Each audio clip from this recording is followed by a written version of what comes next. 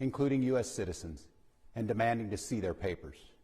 And at grocery stores, at bus stops, even at our schools, they're breaking windows, dragging pregnant women down the street, just plain grabbing Minnesotans and shoving them into unmarked vans, kidnapping innocent people with no warning and no due process.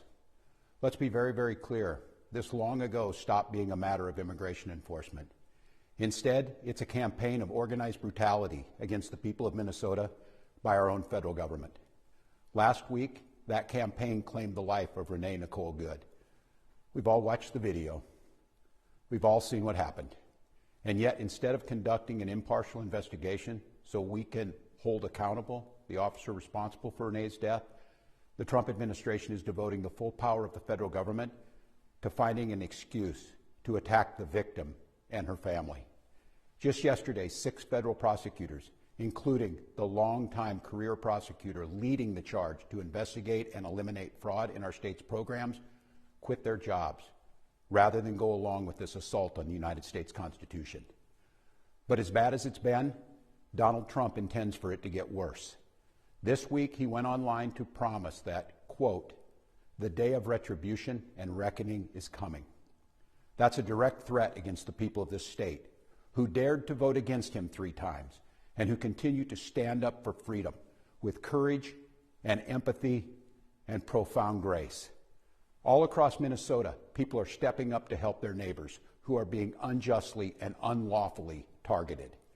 They're distributing care packages and walking kids to school and raising their voices in peaceful protest, even though doing so has made many of our fellow Minnesotans targets for violent retribution. Folks, I know it's scary, and I know it's absurd that we all have to be defending law and order, justice, and humanity while also caring for our families and trying to do our jobs. So tonight, let me say once again to Donald Trump and Kristi Noem, end this occupation. You've done enough. Let me say 4 critical things to the people of Minnesota. 4 things I want you to hear as you watch the news and look out for your neighbors. First, Donald Trump wants this chaos. He wants confusion. And yes, he wants more violence on our streets. We cannot give him what he wants. We must protest loudly, urgently, but also peacefully. Indeed, as hard as we will fight in the courts and at the ballot box, we cannot and will not let violence prevail.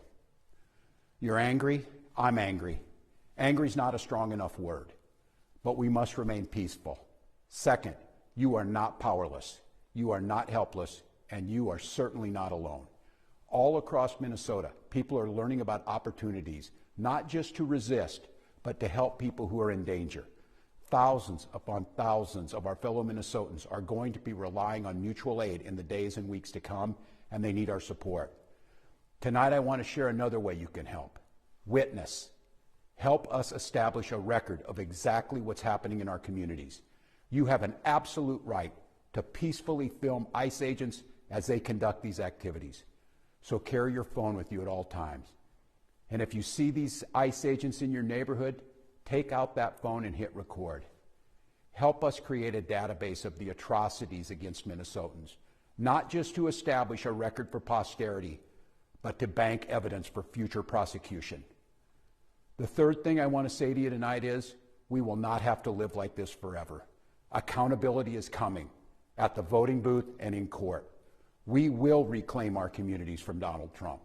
We will reestablish a sense of safety for our neighbors, and we will bring an end to this moment of chaos, confusion, and trauma. We will find a way to move forward, and we'll do it together, and we'll not be alone.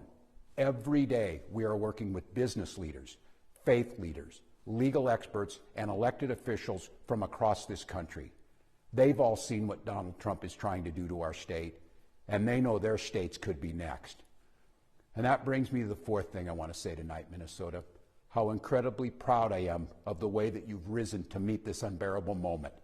But I'm not at all surprised, because this is who we are. Minnesotans believe in the rule of law, and Minnesotans believe in the dignity of all people.